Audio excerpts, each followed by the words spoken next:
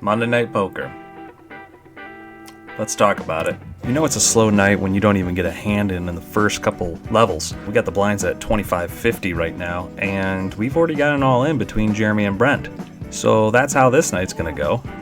On the first hand that we actually do get to play, we're looking down at Ace-8 suited. Anytime we can try and make the nut flush, we're gonna go in for it and play the hand. Jeremy raised to 200 in this one. Derek calls, and we decide to call, making it a three-way to the flop.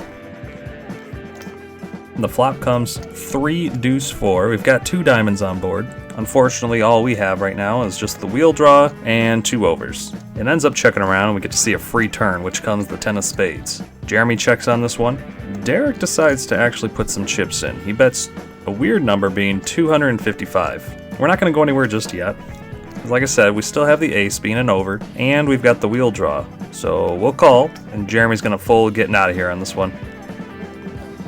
Heads up now between Derek and I, and the river comes an 8 of diamonds. So the flush gets there, but we did end up getting finally a pair by the river. Derek leads again for 505, and I'm almost in agony about this one. We didn't like seeing the diamond, but we decided to call. Turns out we were actually outkicked all the way until that river. He had ace-jack offsuit, so thankfully we get to win that one.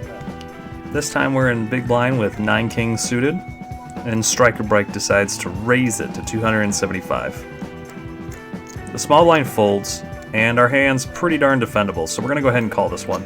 We've got heads up action against Striker Breaks, and the flop comes 4 jack queen, 2 diamonds. So far we've got a gut shot draw. I decide to check. Striker also checks. The turn comes in a 10 of hearts. Now we've got suddenly the nuts. I bet 150 here to try and take control of the pot, as the board's gotten a little bit more wet. Striker calls, and we get a bricky river. I bet just over half the pot at 550. We really want Striker to try and call here. Or better yet, if he could re-raise, that'd be excellent. He thinks about it for quite some time, looking at his hand, making decisions, and ultimately he decides to just fold. We don't get maximum value, but we do get quite a few chips on this one. In this next hand, we're looking down at a couple of 6s. Brent's first act, and he actually raises it 250.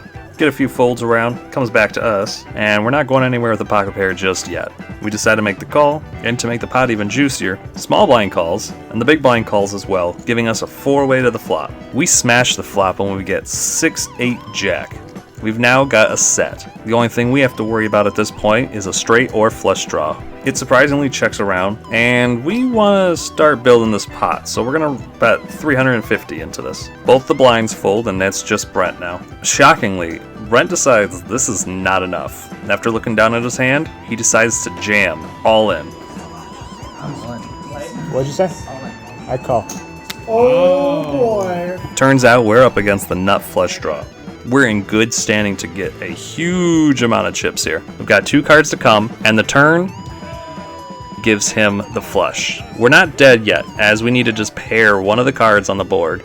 Unfortunately, we couldn't do it by the river, and our stack becomes extremely crippled. We wouldn't play it any other way, we just got unlucky on that last one. On this next one, we actually look at ace-4 of diamonds, so this is the hand that we can decide to make a move with. Until Brent decides to raise to 400. Which would just about have us covered. It makes it around to Striker Breaks, who decides that the 400 raise is actually not enough and decides to re-jam all in. So we decided to play it safe, get out of the way, and just watch the action unfold. But then the board runs out in such a crazy way. Check this out.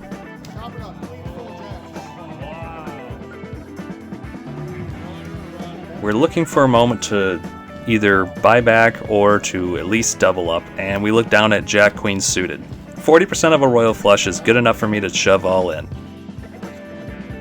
All in. Get a couple folds until Brent is looking to finish the job. He makes the call, and then Shay to his direct left also calls. Now, you guys haven't seen Shay before, but he is one heck of a wild card, and he'd be willing to call with just about any 2 cards when it comes to an all-in. This is actually not a bad case scenario. We could be looking at a triple up here instead of just a double up. We hit the queen, giving us some hope, but that king is daunting, and they check it all the way down. What? Kings and 7s, 2 pairs. Kings and 7s, that beats the queen. Alright, looks like we're firing for another bullet into the tournament. We've got a crazy three-way all-in later on. We've got Travis versus Lacey versus Shay. And the hands are wild. We've got an all-in after the flop has already been shown. And the hands are queens versus top two pair versus the up and down draw. It's a massive pot, three-way all-in, lots of action to be had. Shay ends up having both the other guys covered, and he's got a wild draw. The turn gives Shay even more outs as now he picks up the flush draw as well. Flush over here. And Shay's gonna take the whole thing with that flush. When we do buy back in, chip average stacks are a little bit higher than what we've got starting out at. So we're gonna have to try and make some moves here. We look down at ace-5 offsuit, and we look at a hand that could potentially drive some action. Striker breaks, raises to all in, and we're in the same situation where our weak ace isn't gonna be able to win us a big pot. So we're just gonna get out of here for this one. But we still stick around to watch the action. And turns out we've got a call to striker breaks all in. Jeremy's gonna go for another all in here, and we've got an ace outkicked battle.